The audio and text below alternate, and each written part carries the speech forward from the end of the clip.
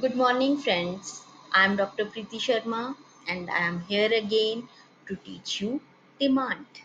Last chapter में हमने किया था meaning of economics. Let's have a quick revise. What is economics? Economics is management of scarce resources to fulfill our unlimited wants. Right? Now, there are commonly used words in economics is demand, want, need. Okay. Now, what's the difference between these three? In today's topic, now with the feedback of my dear students, I have started to make short videos. So this will be a short video. In this video, we will discuss only the meaning of desire, want, and demand. So, my friends, what's the meaning of desire, want and demand? Commonly layman की language में हम तीनों को interchangeably use कर लेते हैं. हमें लगता है डिजायर, वांट और डिमांड एक ही तो चीज है. दोनों में, तीनों में क्या डिफरेंस है? तो माय डियर स्टूडेंट्स, तीनों में इकोनॉमिक्स में डिफरेंस है. हम रूटीन में ये तीनों वर्ड्स इंटरचेंजेबली यूज कर सकते हैं, लेकिन इकोनॉमिक्स में हम ये तीनों वर्ड्स इंटरचेंजेबली मतलब एक दूसरे की जगह यूज नहीं कर सकते. देखो, हमने फर्स्ट लेक्चर में डिस्कस किया था कि नीड के अकॉर्डिंग जो है पीपल डिमांड करेंगे और उसके अकॉर्डिंग ही हमारी इकोनॉमिक प्रॉब्लम्स अराइज होएंगी. What to produce, how to produce, for whom to produce, ये डिसीजन किसके अकॉर्डिंग होएगा? डिमांड के अकॉर्डिंग होंगे ये सारे decisions. So demand is a main topic of economics. तो अब डिमांड का मेन रीजन क्या है? सबसे पहले डिमांड अराइज क्यों होती है? Because of need. And need we all know, basic needs हमारी सिर्फ तीन ही होती हैं: रोटी, कपड़ा एंड मकान. Means food, shelter and cloth. These were the basic needs. लेकिन उसके ऊपर अगर जाएं हम, तो हमारे अराइज होती हैं desire, want and demand. Now what is desire? As you can see here, desire is, मैंने ये जो फोटोग्राफ है डेलिबरेटली ऐसी लगाई है कि डिजायर जो हमारी विशफुल थिंकिंग है. जरूरी नहीं है कि वो हम पूरा कर पाए. Like we want to reach to our soul, जो है sun, we want to touch sun. No doubt we are fulfilling this by our Luna one, sorry, Aditya L1, but it's a desire only. So desire is only wishful thinking. किसी भी commodity को, किसी भी चीज को achieve करने के लिए जो हमारा ड्रीम है, वो क्या है? डिजायर. अब उस ड्रीम को पूरा करने के लिए जरूरी नहीं है हमारे पास पैसे हों, हमारे पास रिसोर्सेज हों, लेकिन सोचने में क्या है? सपने लेने का क्या हर्ज है? मैं चाहती हूँ मेरा अमिताभ बच्चन के घर के साथ बंगला हो. ठीक है, मेरी डिजायर है. ठीक है, तो आप कोई भी चीज की डिजायर कर सकते हो. आप डिजायर कर सकते हो कि व्हाइट हाउस में आप रह रहे हो सकता है फुलफिल हो जाए कभी. सो desire is a only wishful thinking. और उसके पीछे, ये चीज को, डिजायर के पीछे कोई बैकअप नहीं है. मीन्स आपके पास कोई पैसा नहीं है उसको पूरा करने के लिए, बस सपने हैं बड़े बड़े हम देख सकते हैं. So that is desire. So my dear friends, desire is only wishful thinking. Now second word जो हमारे पास इकोनॉमिक्स में आता है डिजायर के बाद, want. Want क्या है?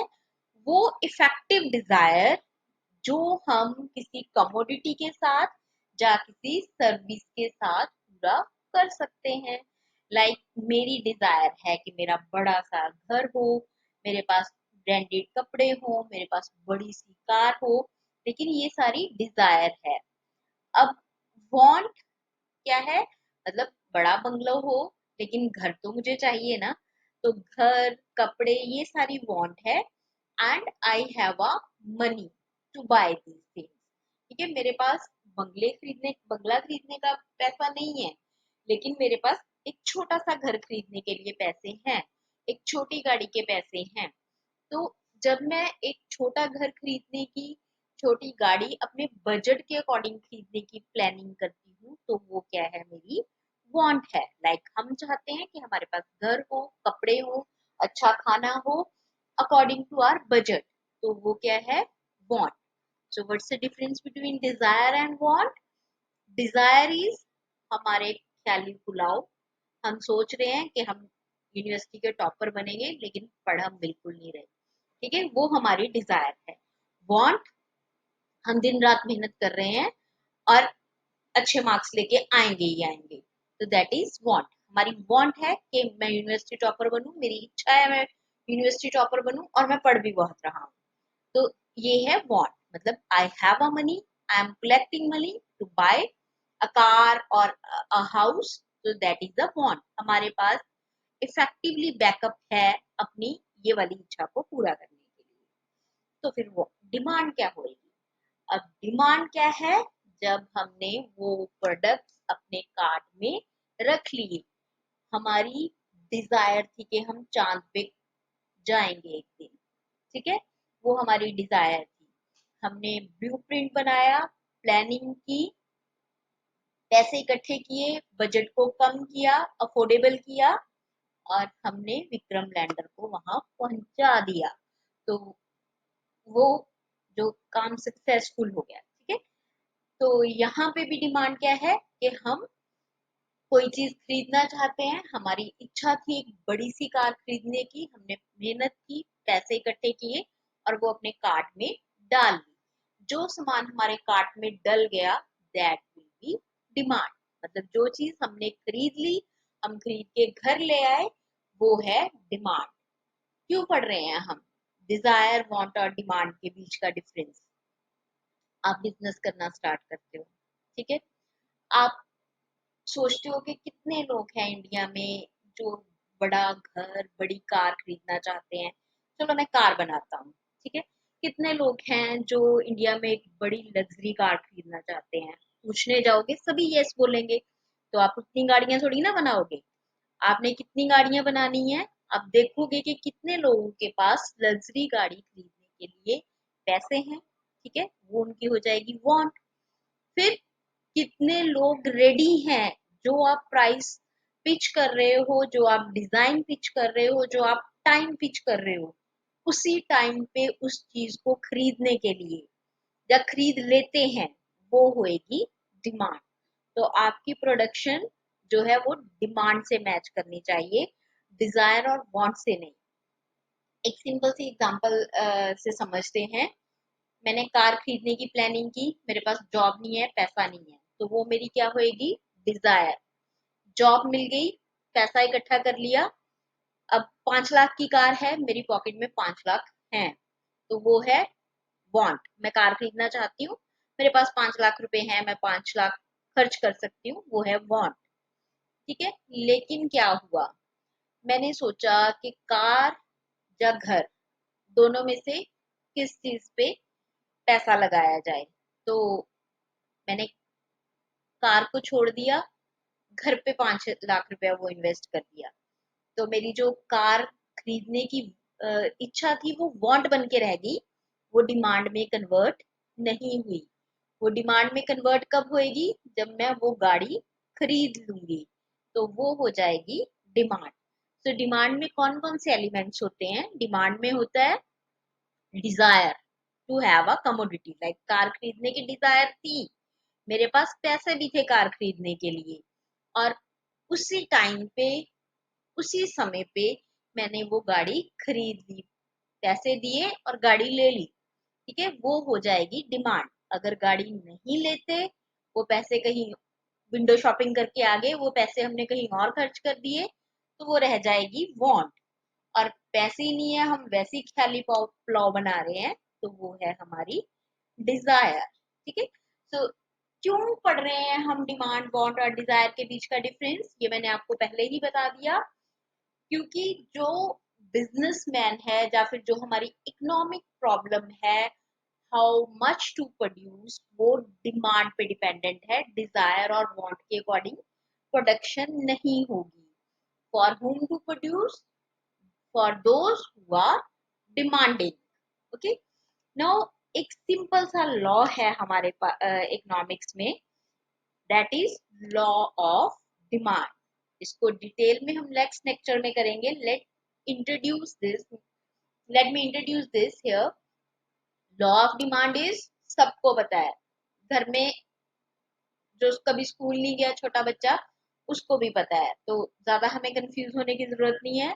लॉ ऑफ डिमांड क्या है? प्राइस और डिमांड के बीच का रिलेशनशिप. प्राइस डिमांड को कैसे इफेक्ट करता है? तो चीजें महंगी हो जाएंगी, कम खरीदेंगे, सबको पता है, और सस्ती हो जाएंगी, ज्यादा खरीद लेंगे. यही लॉ ऑफ डिमांड है. ठीक है, अगर कोई चीज महंगी होती है, डिमांड कम हो जाएगी, लोग कम खरीदेंगे.